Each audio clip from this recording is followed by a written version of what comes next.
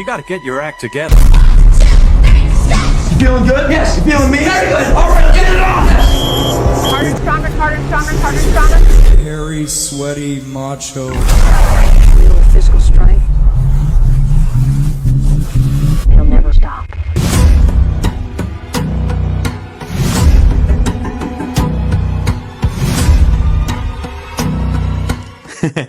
Welcome to the Work in Progress podcast. I'm Mike Catherwood, your host. Please like, subscribe, tell a friend because I need help with the algorithms. They're kicking my butt. I have all my ebooks available for you at my relevant social media and here in my profile here at YouTube and with my podcast. So go, please.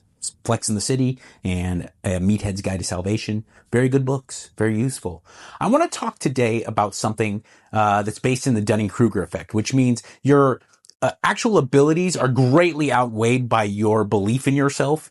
And it all boils down to people who are talking with great certainty about stuff they have no idea about. Info that comes from people who have no idea what they're talking about. Karens are very big at this. Your drunk uncle is very, where they tell you about like playing guitar and like what's a good guitar. You're like, wait, have you ever played, you were in a garage band in 1948. Shut up. Yeah. The other day, Don Lemon did this and it drove me up. Don Lemon was saying that Megyn Kelly is mid somehow, or like she looks like she's transitioning. Megyn Kelly chopped? I don't know what that means. I don't know what is chopped. I've heard it, but I don't know what that means. What does chopped mean? She's gonna get mad at me, dude. I don't know if I want this heat. What does chopped mean? Chop means like not hot. Yeah, she's chopped. I don't know, the whole MAGA look. It's all the MAGA ladies. Too much. Kind of looks like a Barbie doll covered in like WD-40. I think she looks trans. Let's end on that note. She looks clockable. Oh, yeah, well, first off, I thought that was insensitive to even talk about. Okay. Secondly, you're very gay, Don Lemon. What do you know about hot chicks? Shut up. Megyn Kelly, if in a lab you made a woman that's not my type, it's Megyn Kelly, that kind of blonde, blue-eyed Norse thing. And I've met Megyn Kelly. She is so hot.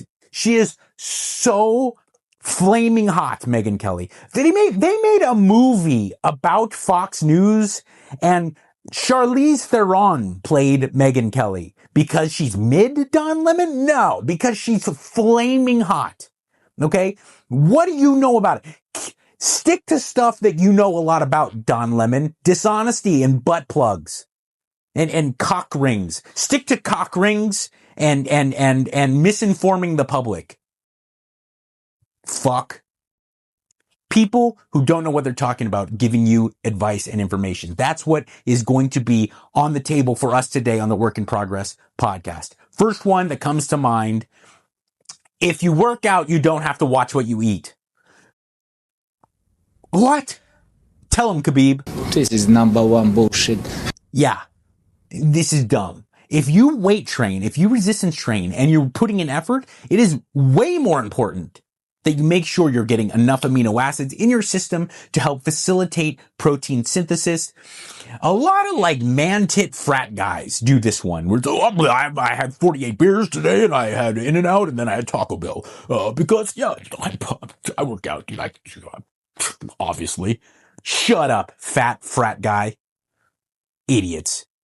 Okay? That's dumb. Only people who don't know what they're talking about will tell you that. Another one. This one drives me crazy. If you want to get ripped, you gotta just body weight, maybe some light weights for high reps. That's how you carve in the details. You don't want to be big and bulky, so you don't need to lift heavy weights. Shut up. Tell him, Khabib. This is number one bullshit. If you are looking to lose body fat, you need to be in a caloric deficit. That is not open for debate. That's science, okay? So if you're in a caloric deficit, it is imperative that you engage in heavy resistance training because you are not capable of doing high repetition, high volume stuff with any level of intensity.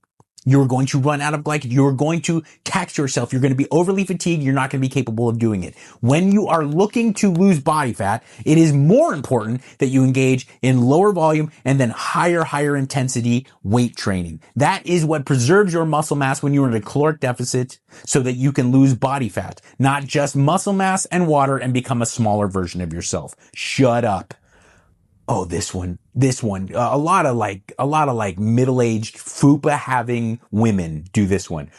It's all about the cardio because I'm looking to get leaner. I don't want to get bulky. So all cardio for me, no weight training because weight training's for, getting bulky. Shut up. Tell him, Khabib. This is number one bullshit. Cardiovascular training, aerobic training, whatever you want to say, most people, when getting on the treadmill, doing your thing, it has its place. And I know that bodybuilders and physique athletes have kind of tricked us because as they get into the pre-contest phase or they're preparing for whatever they want to do and they're leaning out, cardiovascular training oftentimes will increase. But when it comes to getting back to my last point, when it comes to losing body fat, you must be in a caloric deficit. That's established. Okay. So then it is way more important when you're in a body fat losing phase that you engage in resistance training. Resistance training, when it comes to getting shredded, resistance training and diet, those are your main course.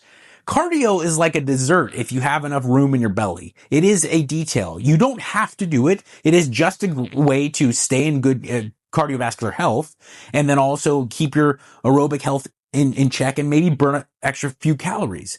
But to overload yourself with cardio and then maybe be like, if I have enough energy, I'll do some weight training because I'm not looking to get big. I'm just looking to lose body fat. That is so not true. It's so the opposite of what is true. And it is what everyone who doesn't know what they're talking about will tell you. So remind him, Khabib. This is number one bullshit. Here's one that I want to kill people. No, okay, that's a little extreme. I want to strangle people a lot when they say this one. I burn 11 times more calories when I combine my circuit training with my weight training. I get the best of both worlds and I combine them together. I do a circuit where I do burpees and then I go into my renegade rows and then I do, my plyometric jumps and then I do kettlebell swings and I do with 10 seconds rest and I'm burning a ton of calories and I'm getting my strength training in. Shut up. Tell him, Khabib. This is number one bullshit.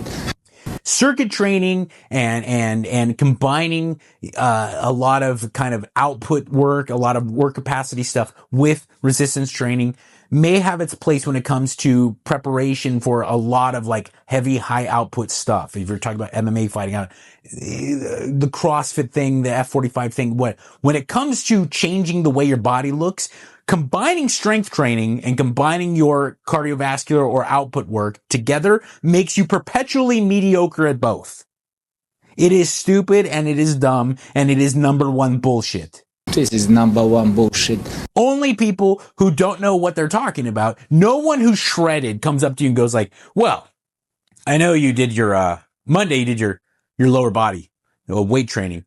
And then, Tuesday, you went and you did jujitsu and then you probably burned a lot of calories. Imagine if you just did both together. Oh, no rest for them. We're going to power through and then we're going to do 1,000 body weight squats and then some push-ups and then plyometrics, blah, blah, blah. You're going to burn so much and then you also get stronger too. No, you don't. You get completely a mid workout in both directions. You are going to be perpetually mediocre at both when you're combining output work, cardiovascular work with your strength training. Okay, that is super number one bullshit. This is number one bullshit. I'm going to wrap things up with another one that I touched on in the last episode, but you guys got to get this through your head. Bulking and then cutting like these. I'm just going to gain as much weight as possible because that's what you got to do when you want to put on muscle. I gained 50 pounds. 45 pounds of it was muscle. No, it wasn't.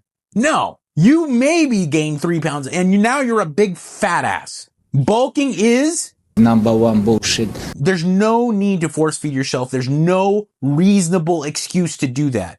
No one gains a sizable amount of muscle when they put on a sizable amount of weight. People who are god tier with the genetics and also using drugs will do that and they'll gain a lot of weight. Also because of the muscle retention that comes with giving themselves more carbohydrates and putting in the D-ball, the DECA, and the lower ester, the slower ester of the testosterone. So they get puffy.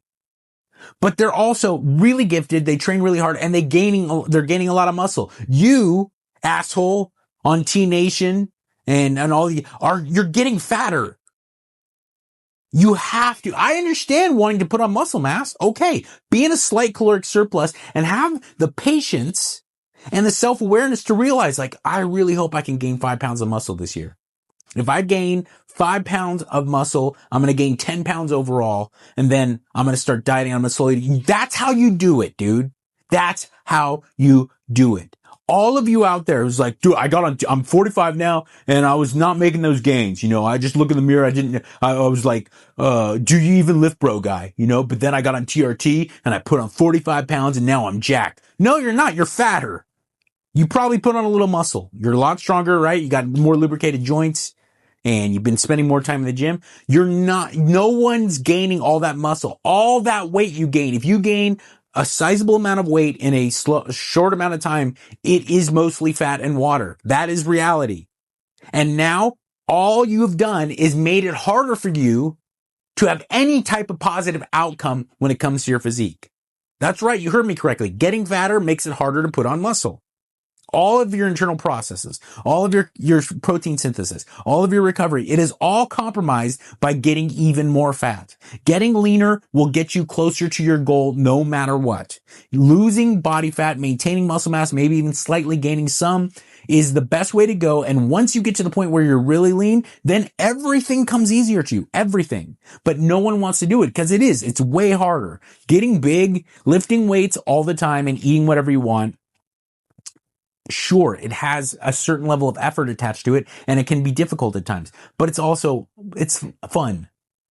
It's fun. Most dudes who spend time in the gym like spending time in the gym. I like spending time in the gym. No one likes to count their calories. No one likes to manipulate their macros to make sure that they're getting everything that they need and not getting the stuff that they don't need. It sucks. And going to bed hungry and making sure that you don't go out partying so you can get a good night's sleep, blah, blah, blah, blah, blah. That's hard. It's really hard, but it makes it all worth it. You are going to get yourself closer. Whatever your goal is, getting leaner is going to put you closer to it. Okay. So bulking is Number one bullshit. I hope you enjoyed this podcast. I enjoyed doing it. In this crazy mixed up world that makes you think that nobody cares, remember, I do. Be good.